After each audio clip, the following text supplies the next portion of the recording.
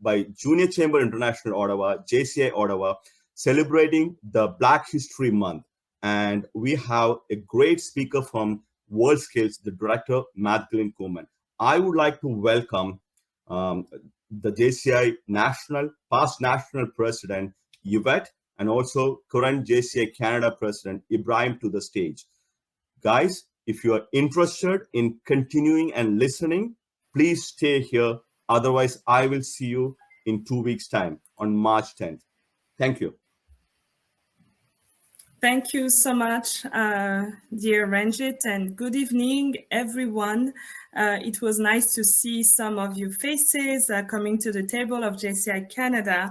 My name is Yvette Yandeashiri, and I serve as the immediate past national president for JCI Canada.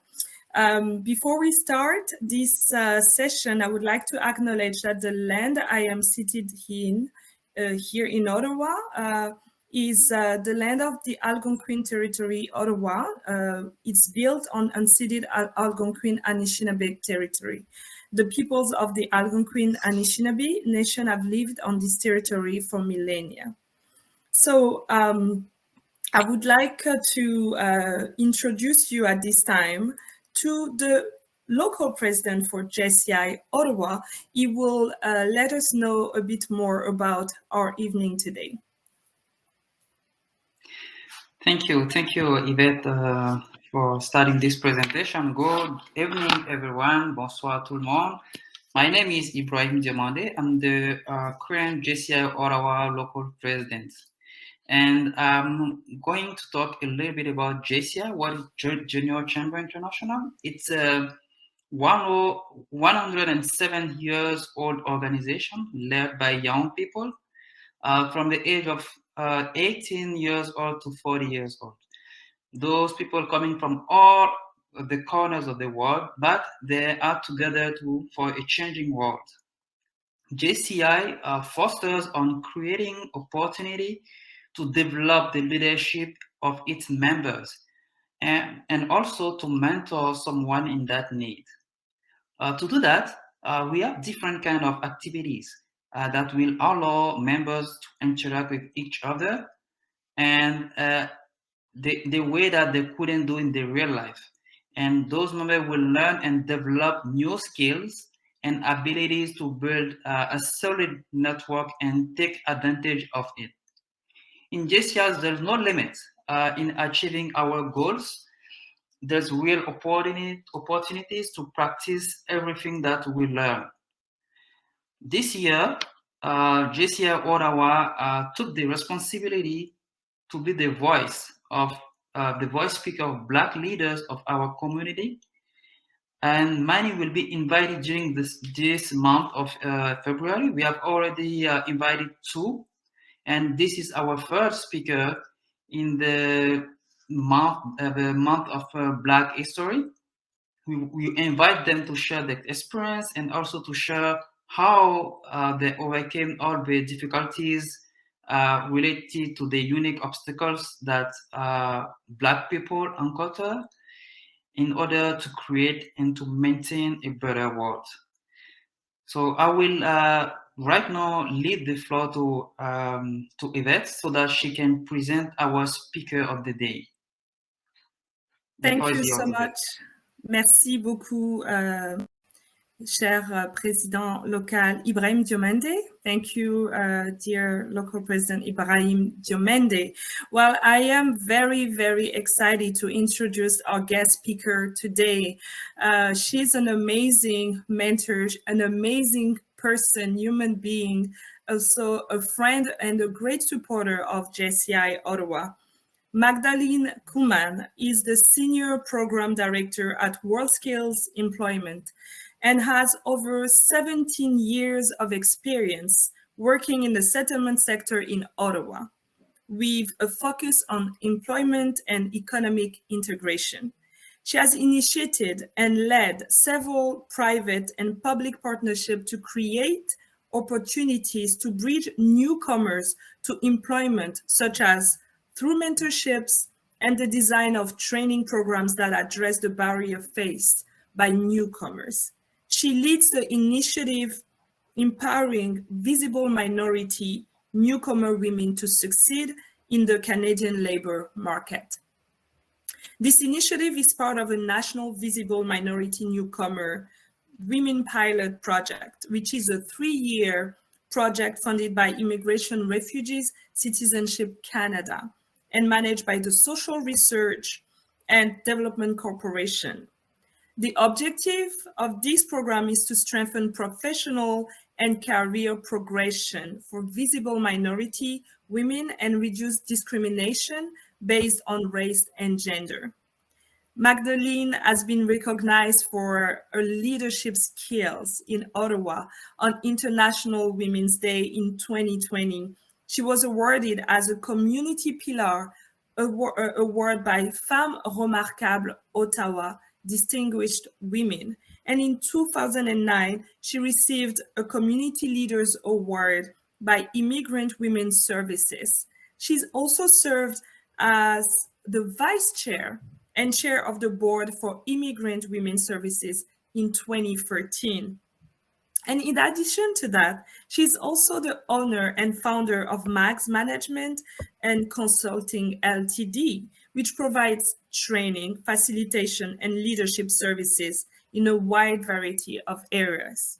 So as you can see, Magdalene, she has so much experience, so much to share with you, with us today. And it is such a great honor to welcome Magdalene now on the stage. Magdalene, the floor is yours. Thank you so much for being here this evening. Thank you so much, Yvette. I didn't know all these things about me. You've done so beautifully with JCI Ottawa. And I want to thank you and Abraham, the president, and Ranjith for inviting me to be part of the observations and celebrations of Black History Month today and throughout February, what you guys have been doing. I'm proud of the work that JCI Ottawa is doing. I caught on one really important sentence that Abraham just mentioned a while ago, which said, maintain a better world. And I think within the crises that we are seeing in our world today, with all the past historical events that we are experiencing, creating and maintaining a better world is, I believe now, a priority for all of us, regardless of color, regardless of race, ethnicity, background. I personally feel each one of us have a collective individual and collective responsibility to shape the world in a better place. And I think JCI is doing a tremendous job in honing talent, in providing experiences, providing mentorship, providing opportunities for young people to excel and to develop themselves. So thank you for having me on your platform today. I would like to start with a statement I start every month as we lead a program here in Ottawa called Empowering Visible Minority Newcomer Women. And through that one statement, I hope that I can inspire you to look a little bit deeper into your life, into the lives of others around you, into your own experiences within the community, and lastly, to ask yourself, what do I need to do to move to my next level up? I also want to recognize the theme for your Black History Month, which is February and Forever, celebrating Black History Today and every day at the occasion of Black History Month. I think every day should be a celebration of who we are as individuals and as part of communities. So let me start with my statement I want to open tonight with.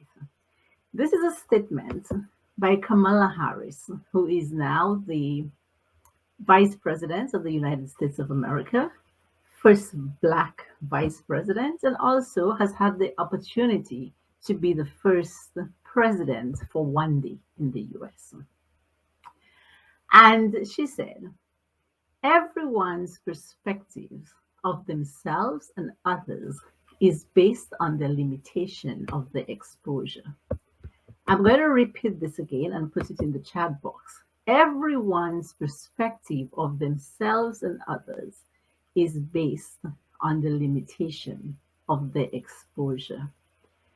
Why this is so important for me when I found that statement, it's because I realize that very often we do things really and truly based on our exposure.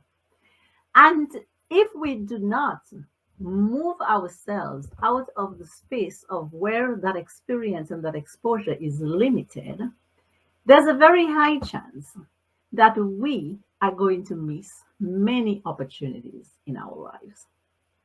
So let me start by telling you a little bit about myself and why that statement holds a very deep meaning for me.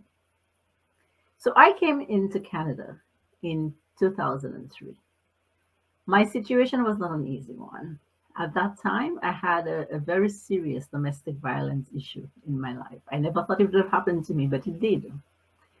And I landed in Canada not because of choice so much, but it was one way of escaping. As a colored woman, as a mother with 3 children, and as a professional. During my first few months in Canada, I became completely confused. I was well educated. I left a great job behind. I did not need anything. I had all the material things that I needed in my home country. But here I was, starting a new life in a new country from zero.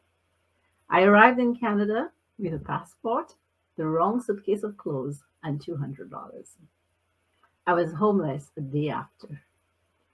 It was through the generosity of a total stranger that she took me on for 1 year in her home. I did not pay $1 for rent or for food because as a Canadian woman, white Caucasian Canadian woman, she felt that she had a responsibility to take care of me. And that takes me to a word that I want you to keep in your mind as we talk about tonight. We talk about Black History Month, but I also want to talk about community and how we build community, how we support each other, how we create pathways for each other within this community. So after trying to find a job, I got really frustrated. And I could not understand why I could not get a job. I spoke English. English has been the only language that I've ever spoken.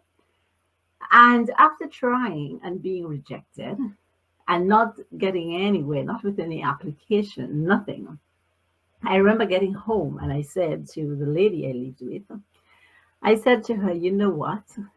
I should just become a babysitter because I cannot understand why I cannot find a job. Being a babysitter might be an easier thing to do than trying to find a job. And she looked at me and she said, Magdalene, you should not think like that. There's nothing wrong with being a babysitter.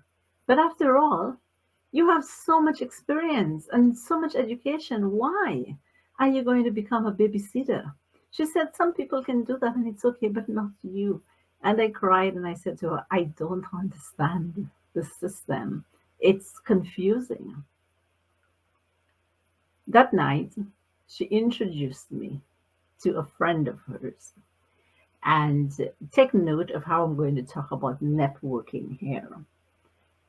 This friend was from the Caribbean as well. He and we spoke for an hour. And he said to me, Magdalene, what would you like to do in Canada? And I said, I really don't know. My whole life I've been teaching. I'm a school principal. I'm a specialist teacher for children who are visually impaired. And they told me in Canada, I need to get a license. I need to get a job. I need to go back to school to do that. And I don't know what else I can do because that's all I've done my whole life is teaching and education. That's my passion and that's what I've always done. And he looked at me and he said, have you ever done any kind of adult facilitation? And I said, yes, I did teacher training in St. Lucia, where I come from, and I have developed lots of programs. And he said to me, he's going to introduce me to someone who works in the federal government. She's a consultant. And the next day, true to his word, he introduced me to this woman called Dominic Dennery. And Dominic was said, yes, she'd be happy to meet me the next day. So I went for an interview with Dominic, and Dominic was a Black woman, a visible minority woman, who told me that she had her own consultancy in the federal government. And she went in to deliver workshops. She had an interview with me. Within half an hour, she said, would you like to help me facilitate these workshops? And I said, yes. And then she used the word visible minority. And I was sitting there thinking, what is a visible minority person? I had never heard that word before. That was completely new to me. And I asked her, and she said, well, there are people who are colored people and not Caucasian. Oh, I found that to be even more confusing. How could the government be looking towards placing people who are not, why do they have that special project? And then as I did the research, I discovered that the reason that the federal government had a very special initiative going on for Black visible minority people was because they were trying to increase representation in the government to make sure that Canada's government was well represented of all people. But later on, like I want to connect that information. So that was back in 2003. That problem had already started surfacing. Visible minority people were not well represented in the government. And people like Dominic was trying to create programs to change the mindset of hiring managers and address what you call systemic barriers in the system. So at first I did not understand it. But as I worked more closely with her, I realized that it was not preferential treatment. What the government was trying to address was a systemic problem, which means that if two people went for a job, a person who is white and similar to the hiring manager, the chances of getting that job would be almost 100%, and not the person who's colored to get that job. It did not make sense to me because I was so new to Canada. But the more I learned about that whole process, the more I realized that there is a thing called unconscious bias that happens whether people are aware of it or they are not aware of it. Anyway, let us fast track. So that's how my career started in Canada. It's working with the federal government with this one woman called Dominic Dennery. Now, at that time, although I was confused about my own career and my own professional path in Canada, not knowing what I wanted to do, I realized I had to give up something to gain something. So what I decided to do was to give up teaching, give up education, but use all the skills I had from education to transfer myself into the nonprofit sector and to look at the settlement sector. I had a couple of things going for me. I had something, Dominic Dennery provided a role model. She became a role model to me. She set the bar so high in terms of what was possible. Here I was as a colored woman here in this society, working with Dominic Dennery, who was facilitating all these workshops in the federal government. She walked her talk. She exhibited confidence. She had the networks. She was a businesswoman. She was excellent in her communication skills. And I thought to myself, I want to be like Dominic Dennery, that I could have my own business, that I could run my own agenda, that I had something that I could offer to everybody in Canada. When we think of ourselves and our limitations, so I want to go back to what I started with my theme, which is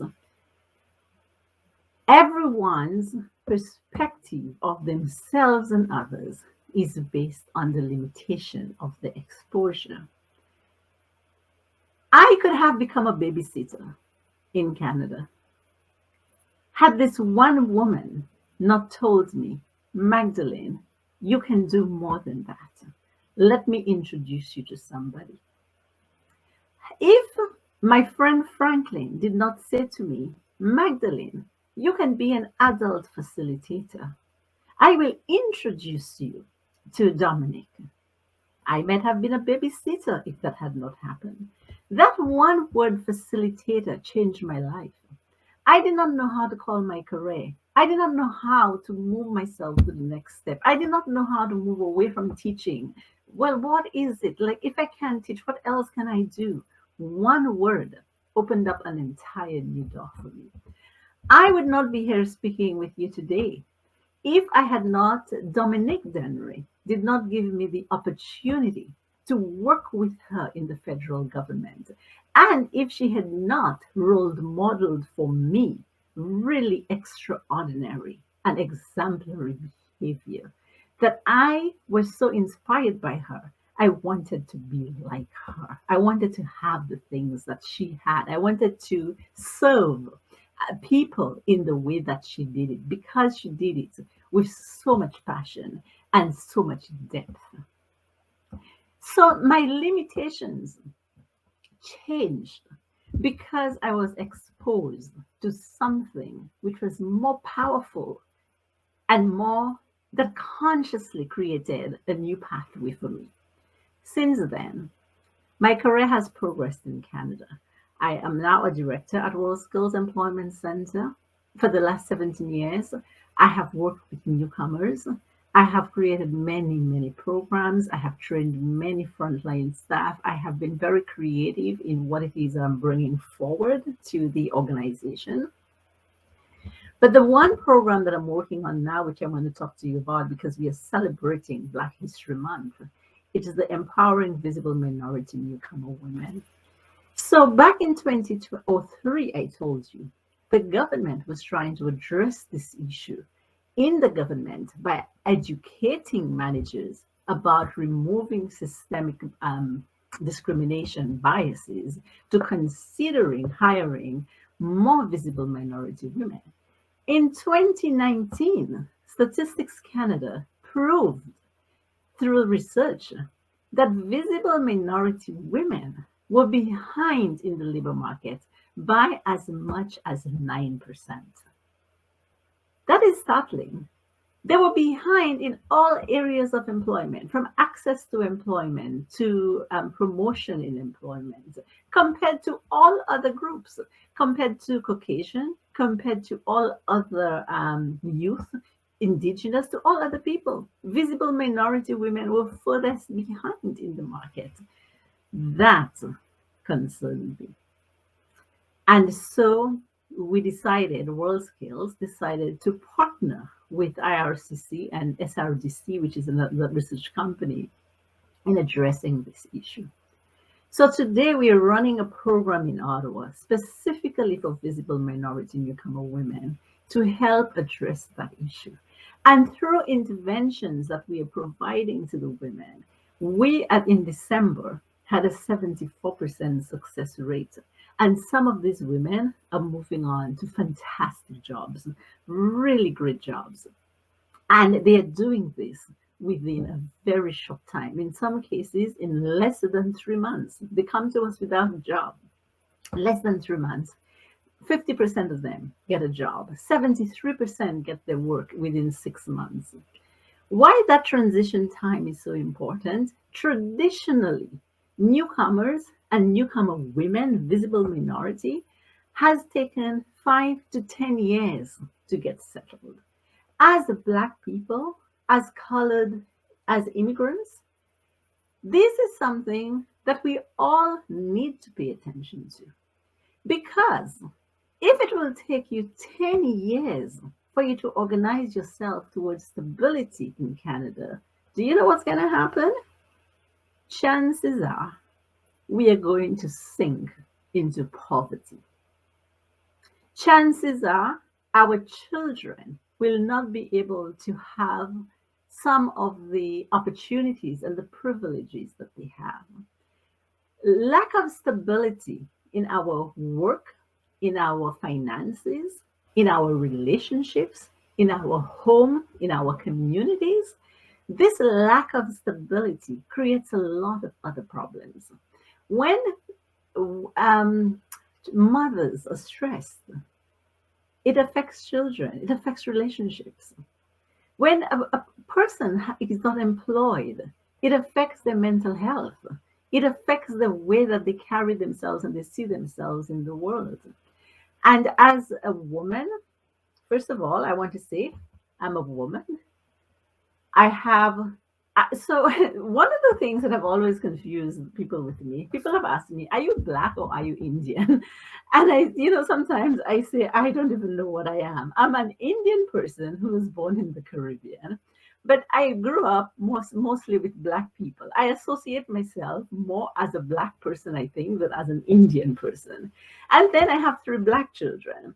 So I have watched their own integration into this Canadian society as well. And we as people, when we look at our theme, Black February, Black Forever, I want to let you know that forever is forever. We are going to be Black. We are who we are. But every single day, we need to ask ourselves, how am I limiting myself? How am I taking action to remove the barriers that are in front of me? How am I developing myself that I can move myself to a place of stability? And while I know that there are systemic barriers, we face them every day, I also know of many, many, many, many, many successful Black men and Black women, young Black men and young Black women, every day who are taking the steps and the actions to creating a better life for themselves. And in the process of so doing, we as the older generation, now I am mentoring quite a number of younger people. And when I'm doing something like recruitment, and I see a young, talented Black person come in through the door, I ask myself, do you want to mentor them and give them the opportunity for them to excel and reach further than they ever thought that they could have reached? And now I see that not as my job in the society. I see that as a responsibility, because it's the only way that we are going to help that marginalized group when they are 9% behind, that we can put them on a better playing field so that they can advance with their career. So this is a little bit about me and my professional journey and where I have come. So Yvette, you asked me to also speak about successes and challenges. I want to say that while there has been challenges, the one thing that I really am passionate about is human empowerment.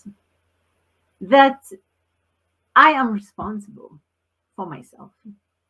And with every challenge that comes my way, I think it's that mindset that asks me, that tells me, how is it that you go around the challenge? How do you address it without blaming a whole lot of people for it?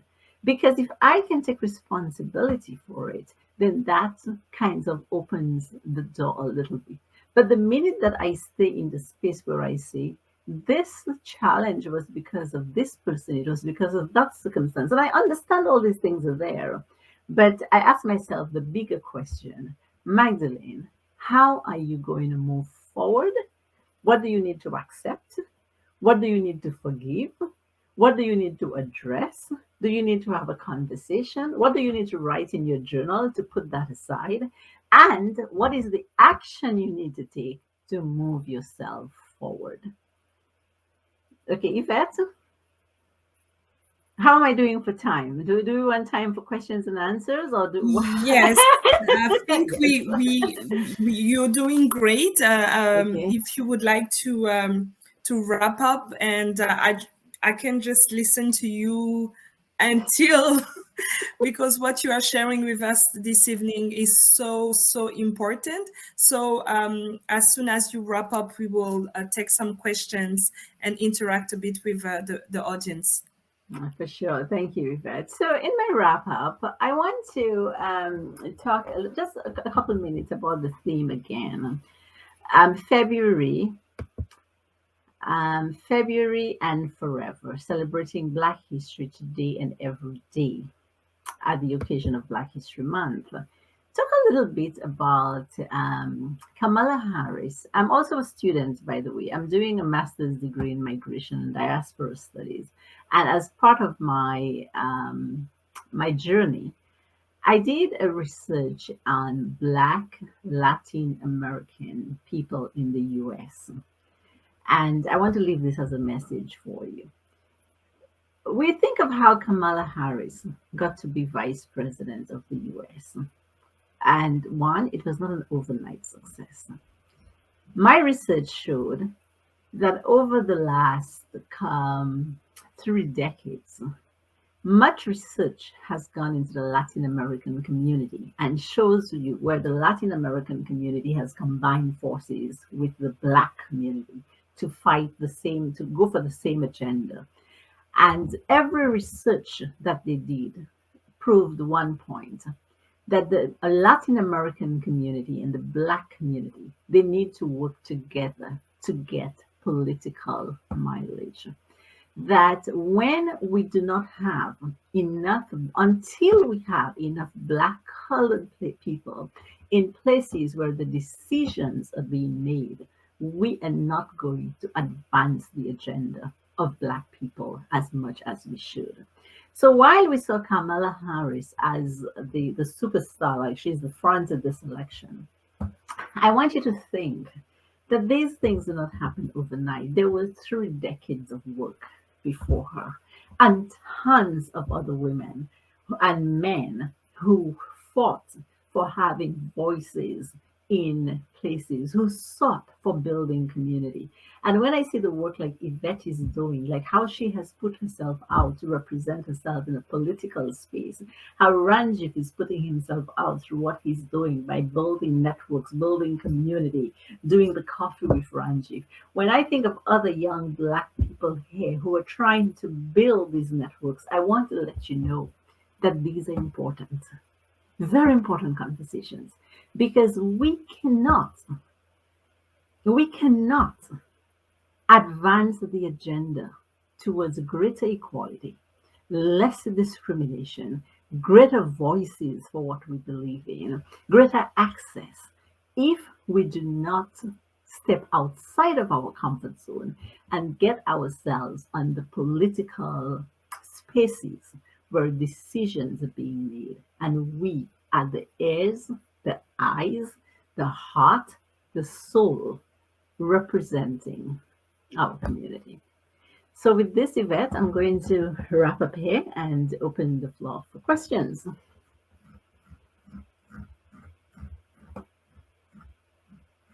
Wow, Magdalene. I'm just, each time I hear you speaking, I'm inspired more and more.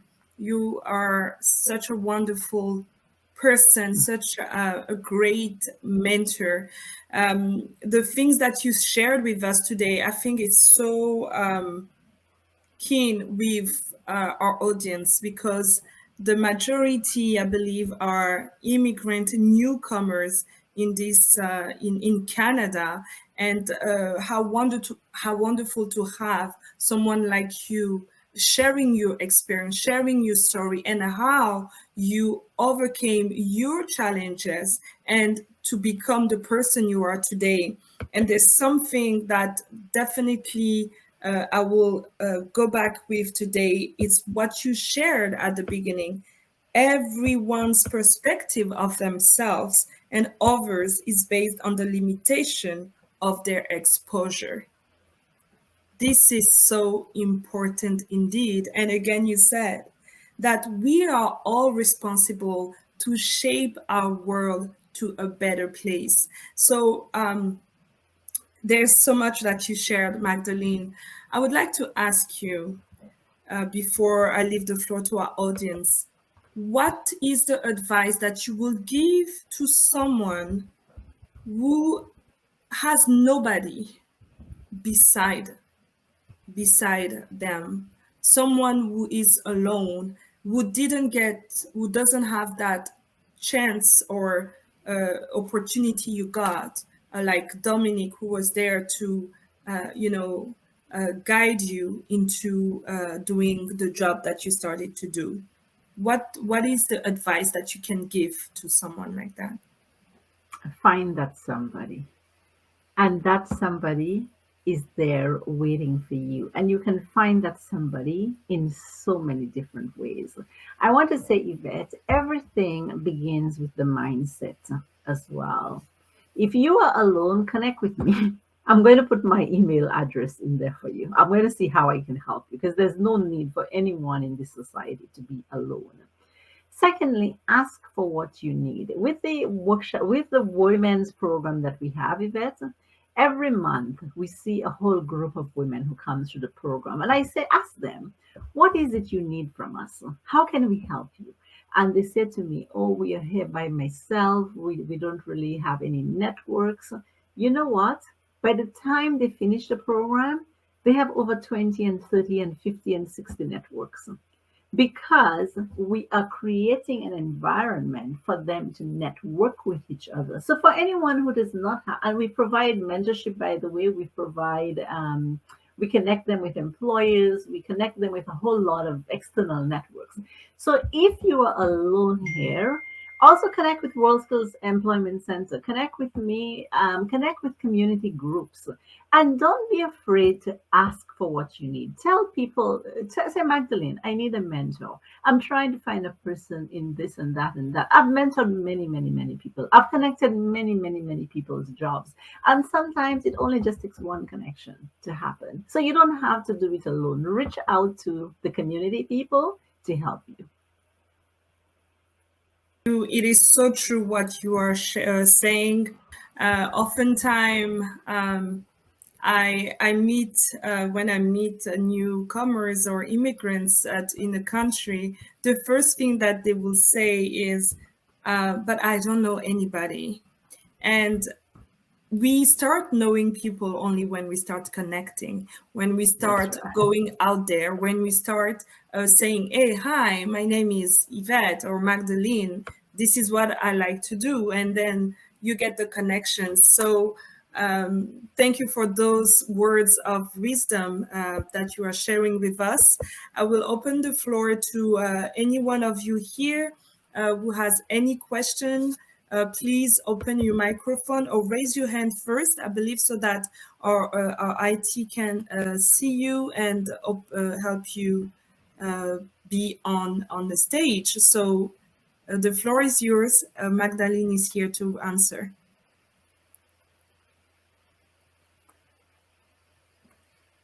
I can see some Joy. Oh, hi, everybody. Okay, I'm sorry to interrupt. If anybody is camera shy, you can write a question to Magdalene at the Q&A at the very top right of the screen. And those who are coming up on stage, if you're using a desktop or a mobile device, it will not work. It has to be on a laptop or computer.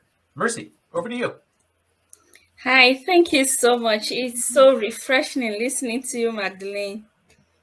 Thank you so much for the insight. Yeah, you did say something, right? You mentioned the fact that on an average, it takes about 10 years for the average immigrant to settle in the country. And I can agree with you on that, because I have a lot of friends, and it's taking, that long to kind of finally like settle on that job they've been working hard to get to. But now what I realize is most of the programs targeting immigrants, target new immigrants. So if you've been in the country for like over 5 years and you still haven't hit your 10-year mark to kind of like, settle, it's like you're let out there. So what are the resources you have to settle people who are immigrants into the country? Yes, they're citizens, but they still haven't settled. We do have it, Mercy. World Skills Employment Center, we do work with people who are citizens because we recognize that. We have special programs for them. We even have one of our stellar programs at World Skills is the Federal Internship for Newcomers program. And this program recognizes any newcomer who is up to 10 years in Canada.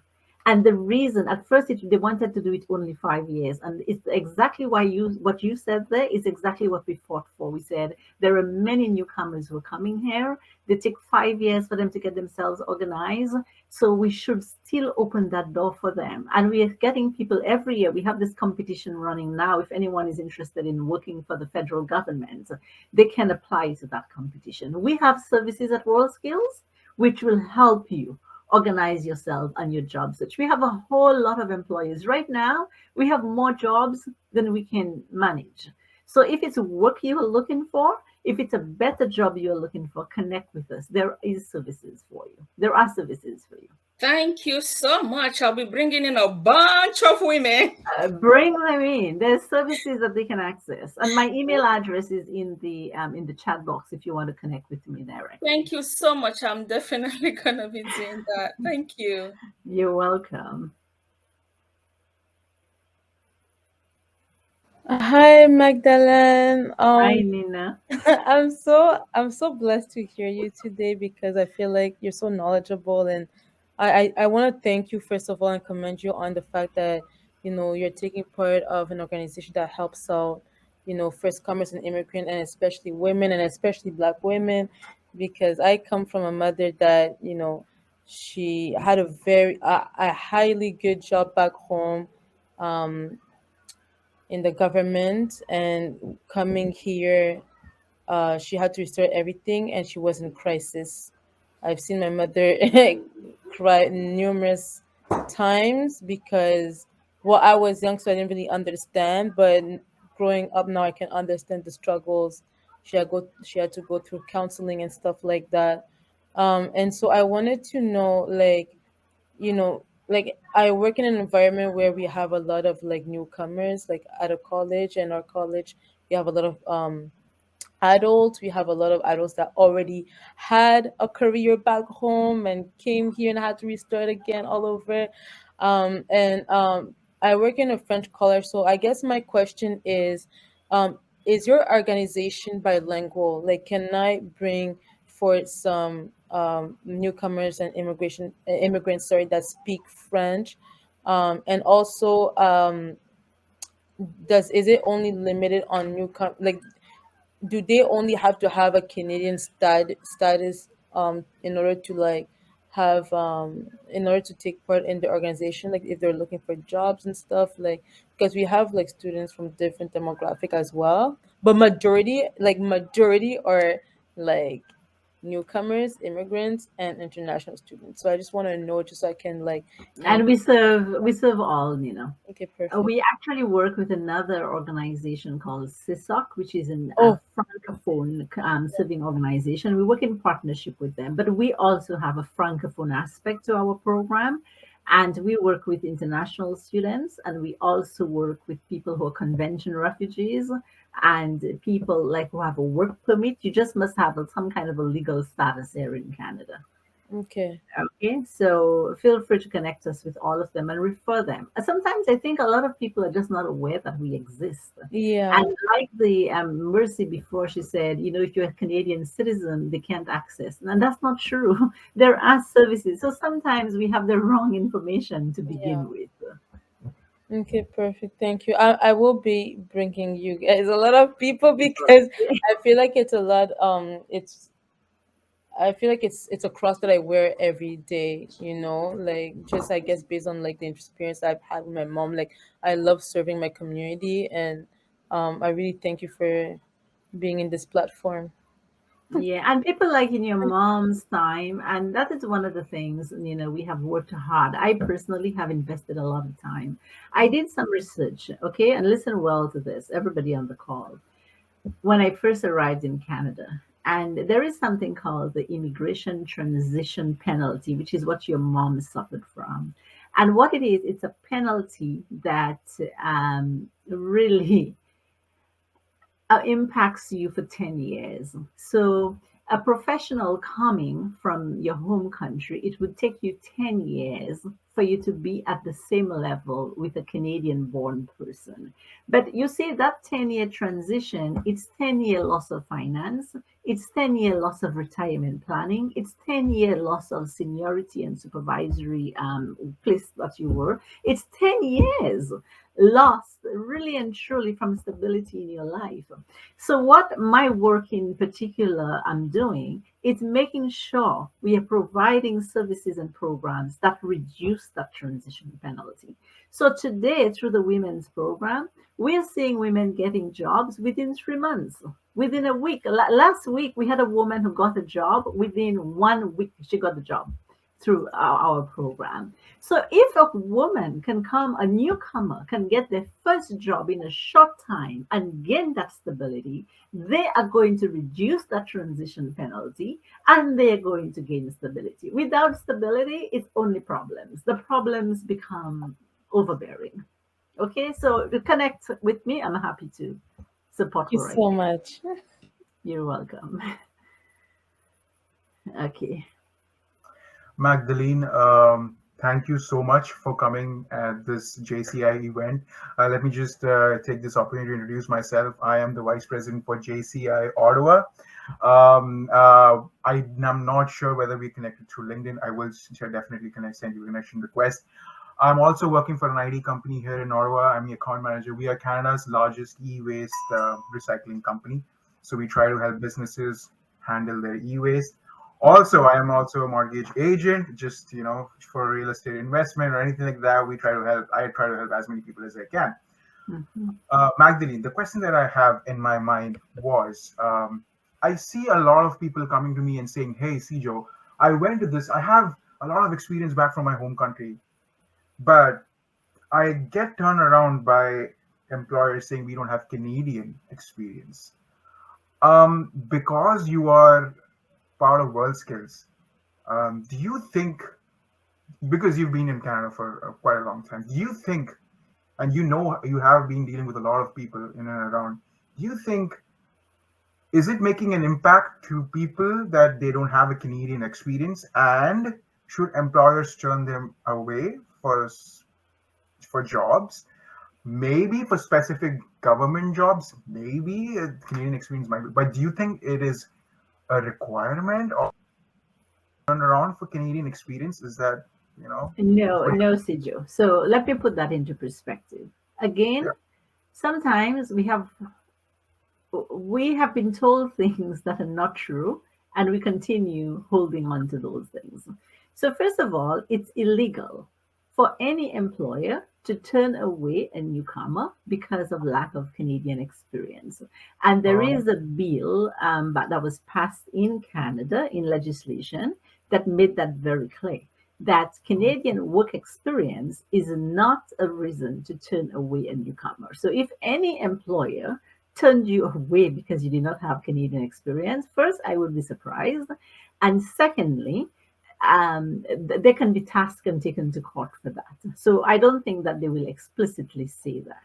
Now, Canada right now, this was a problem in the past, and I saw that more of a problem in the past than I am seeing it now. Now this is changing. And you know why it's changing? It's because the labor market is changing. Right now, you are in a job seekers labor market. That means for every a job, there are 4 job seekers. that are available. There are more jobs than there are job seekers. So for every one job, there are 4 people who could potentially get that job. Am I saying that correctly? There are more jobs than there are job seekers. And we are seeing that in the market. So 10 years ago, I can tell you, Sijo, when I had to be knocking on employers and saying, give them a chance. We have newcomers, open up the talent pipeline, try to get them in. And some employers would be like, no, we have enough people. Some of them will not be interested. Some of them will be interested. Today, that's not the case. Just this week, I have received emails from 4 major employers, 3 huge government departments. And they're saying to me, Magdalene, we need talent. We don't have enough people. We don't have enough people in the government. Immigrants is the solution. That is the solution. So when you have a labor market and there's a lot of people in the labor market, the problem with that is employers have choices. They can choose the ones with more experience. But you know what happens? When they don't have so many people, they are forced to provide training, to provide proper onboarding, to provide incentives that will support the new employees to stay with the company. So, Sijo, I want newcomers to also be able to represent themselves. If an employer tells you that you're not being hired because you don't have Canadian experience, please let them know that it's against the law. And you could just Google search bill, I can't remember the bill number, that says that no one should be denied access due to lack of Canadian experience. They can be tasked for giving that as the reason. Wow.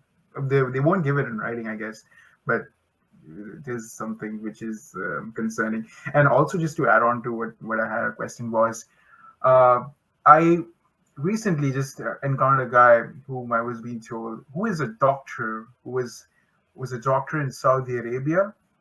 He is in Canada for the past few years. He is still not able to practice here, one. Secondly, he was a driving, learning instructor. And he was doing Uber, and I right now sit here, to be honest, in Ottawa. I don't have a family doctor. I'm still searching for one. And I see doctors who are not being connected. What is organizations like yours, like WorldSkill, is WorldSkill trying to do something to reach out to these people? And between the government, there's a huge dearth of medical professionals in Canada, and it is going to go increasing because nurses are quitting the jobs. People are frustrated with, especially for the healthcare sector. Nobody is trying to talk. We need software people. And health sector is also a big priority. And when I see a doctor, driving with there, and I see there's so many patients, and one like me too, who doesn't have a doctor right now, and tomorrow, like, I don't know, if I get into an emergency situation and just go rush to the hospital, I don't even have a doctor to talk to. So what do you think WorldSkill is doing about it, or is there any way that we can come around with all this? Yeah, the medical profession is a very... Did we just lose her? Oh, sorry, folks. Magdalene was having a little bit of lag issues. Oh, she's back. Is that better? Yeah. Okay, thank you. So the Medical Association governs the regulations for doctors, and I think that is a very, very problematic issue. At WorldSkills, we have been trying. So we have programs for medical doctors to assist them with the licensing process, to assist them to think of alternative careers, because the specialization is extremely complicated. What happens is that a medical doctor has to qualify or pass 2 major exams, and that takes a long time for them to get there.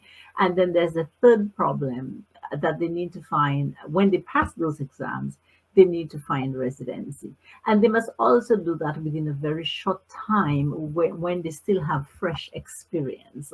So I have encountered many cases. I have found cases where the doctor has waited too long. So by the time they are ready to write the exam, they have passed the recent experience. They need to do all that within the 3 years, at least 3 years of the recent experience. So sometimes people don't get the right information, they delay the process, and then the process becomes impossible because of the regulations for that profession. Generally, Siju, I want to let you know that in Canada, there are 20% of jobs that require licensure. And when you have a profession that requires licensure, for every newcomer, I say that to them, act fast on it.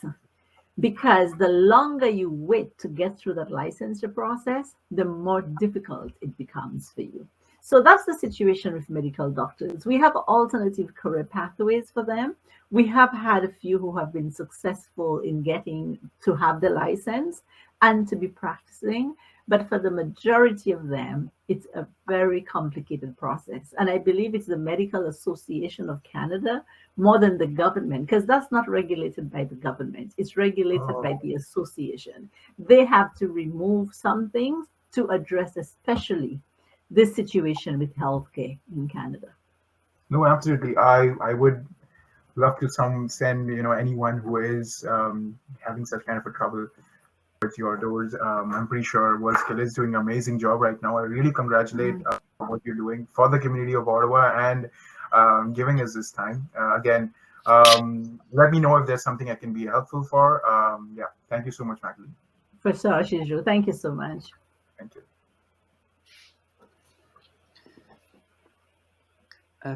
Thank you, Magdalene, for that wonderful presentation and these information that we received today. A lot of knowledge that we can see.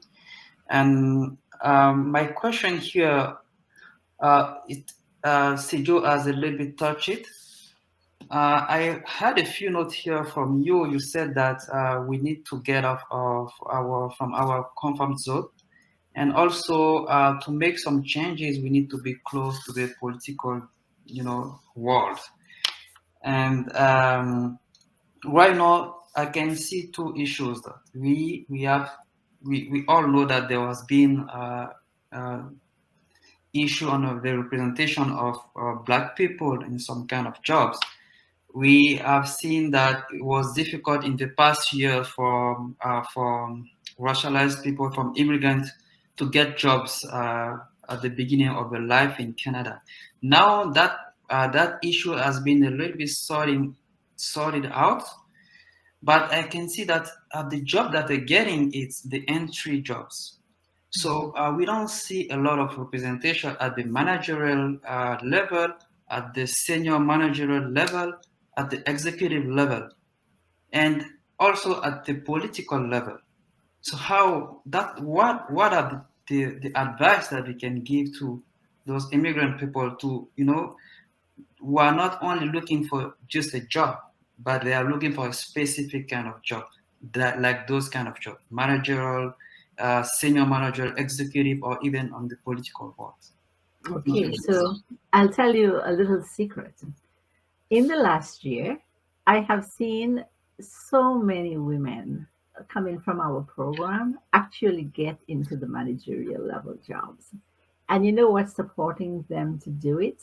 It's a little thing called reorganizing the understanding of what they want and what they think they can get. So when we say that immigrants get into entry-level jobs, that's true. And that has been a problem for many years.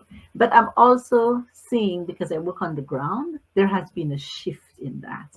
10 years ago, Abraham, I would not have been able to meet with a manager who is an immigrant to talk to them about hiring immigrants. Guess what? This week, all of my 4 senior calls at the senior level of some organizations, all immigrants. Wow. All immigrants. And they're calling to say, we know what you're doing. We know the work that you're doing. We want to open that pathway for you. So time changes things, right? Yeah. And information changes things, and helping people to understand you don't have to limit yourself. And I'll give you a good example. Today, we had a person in the workshop who said, At the end of the workshop, I believe I can do anything that I want to do here. That's the mindset that we need to adopt. What I normally find, even with the most educated newcomers that I've met, their confidence begins to dwindle very, very fast. And that happens because they don't have the understanding of the country. Sometimes they don't have the right information. And sometimes they are with networks that tell them, oh, we could not do that. We had to take a Tim Hortons job. We had to drive the taxi. We had to do this. And people don't realize by sharing those negative experiences with a new person who's coming, right away what you're doing is that you're putting in their mind that they will not get anything. And the new immigrant stops trying even before they really start. Last year, we placed a woman in a management position, over $120,000, her first job in Canada. Wow. Her first job in Canada. And why? She had the education, she had the experience, but most of all, she had the confidence. And confidence is something that we underestimate. Because if you don't have the confidence to say, I deserve that management job because I'm coming at it from experience, I understand how to market myself, I understand how to do all these things, chances are you would end up in an entry-level position and you would never try to move beyond that. Okay, so I'm saying to you that I have seen the changes over the last 10 years and it's going to continue happening. And the reason it's going to continue happening is that right now, the mid-management people in government especially, they are all retiring. Somebody has to fill the position. The people who are coming in are immigrants. That's where the net labor market is coming from. It's not coming from any other population. So more immigrants will get the opportunity for management and beyond that. So that means you think that the immigrants have the same chance of getting those kind of jobs as everyone else? They do. And the other thing that's going to support them is what we call diversity, equity, and inclusion. So you see more and more employers are putting policies in place to work towards addressing the systemic barriers. So for example, if two people are applying for the same job, one is Black, one is white, in some companies, the law, the rule is, if we are underrepresented by women, and these two individuals have the same qualifications, same experience, we are going to go with the woman because we are underrepresented. If we are underrepresented by Black and visible minority people, we are going to go with the Black and visible minority.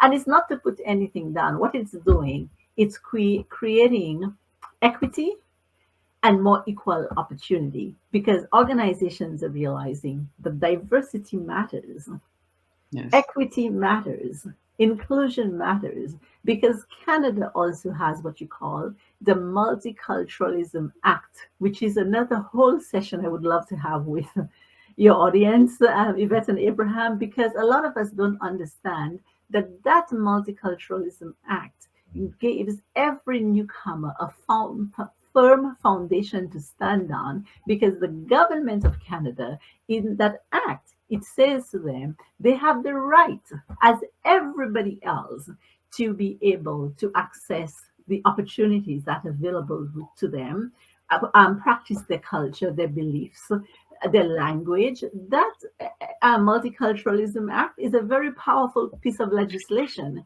that if newcomers understand that, they will stand more firmly grounded on the ground and not see themselves as a second-class person who deserves less.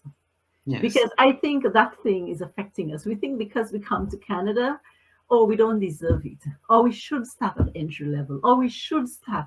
That's not true. You have to stand firmly on your feet and know that Canada has legislation that protects your right as a person coming into the country to excel and do as much as you want to do. Thank you. Thank you. Merci beaucoup. Thank you for all the questions being asked. I see that there are more coming. I just would like to remind everyone we need to limit our time because everybody needs to go home. I mean, we are home. We don't have to take a car or a taxi. Right? We understand each other, I think. Really, I see other questions. So Magdalene, I'm gonna ask the questions and invite you if you are able to stay longer, as we have, I think, 10 minutes of networking, maybe to answer them, because we need to close the session for today. Some have been participating since 6 p.m. So the questions are, the first question, could you please provide more details on federal internship for Newcomers program, how this program works, and what are the requirements and the process? And the second is just a comment that you are 500% right in what you are saying, true. And please, do you have a workshop about that mindset? William would like to be part of it, and I would like to end with that. Also, you mentioned definitely that the mindset is really what makes the difference. I believe I can do and achieve anything I put my mind into, and this is something that I would like everyone here this evening to remember, that you are unique. There are no two people like you in this world. Each one of us here have the ability, the capacities to do what we want to achieve. It's really a matter, as Magdalene said, to understand what we want, but also to get out of that comfort zone, just as you mentioned it so well. And at the beginning, again, you said everyone's perspective of themselves and others is based on the limitation of their exposure. So we have to be ready, as you said, to give up something, to do something. And you provided so many great examples about yourself and your how you switch, you remain in the education, but in a different way. So sometimes it's true, as a newcomer or immigrant, we tend to want to just do what we used to do back home. But when we take that time to rethink, where can I pursue what I'm doing, my skills, my passion, where can I transfer that to, then definitely we can achieve so much more.